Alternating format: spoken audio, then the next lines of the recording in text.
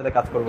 এবং আজকের আমি মূলত এখানে এসেছি দোয়া নেওয়ার জন্য। এখানে আমাদের উস্তাদরা আছে, আকাবিররা আছে, এখানে দায়িত্বশীলরা আছে, এবং ইসা হুজুরের এখানে হচ্ছে কবর আছে, জিয়ারত করার জন্য আসছি। তো সত্যিকার অর্থে আমি অনেক বেশি পুলকিত হয়েছি।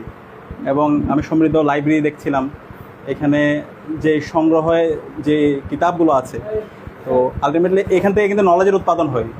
আমরা আজকে মাদ্রাসায় শিক্ষা ব্যবস্থায় আমাদের আলেম তৈরি না হওয়ার মূল কারণ হচ্ছে আমাদের এই লাইব্রেরি অথবা লাইব্রেরির মধ্যে যে ধরনের কিতাবগুলো থাকা দরকার সেই কিতাবগুলো নাই।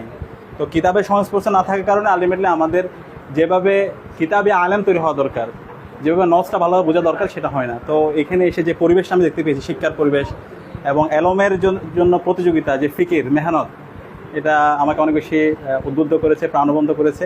তো আমি আশা রাখবো চরমোনায় এখানে অসাধারণ যে একটা বাগান, সেই বাগানটা সারা দেশব্যাপী ছড়িয়ে পড়বে ইনশাআল্লাহ। আর আমি সবার জন্য, সবার কাছে আমাদের জন্য দোয়া চাই, এবং এর সাথে আমাদের এখানে ডাকসুর নেতৃবৃন্দ এসেছেন, তাদের জন্য দোয়া চাই।